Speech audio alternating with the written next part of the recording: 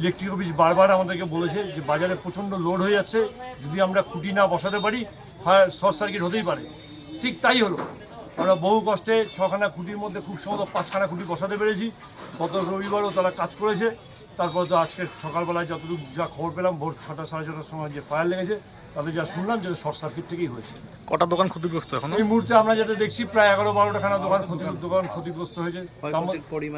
আনুমানিক ক্ষয়ক্ষতির পরিমাণ কোটি টাকার হবেই।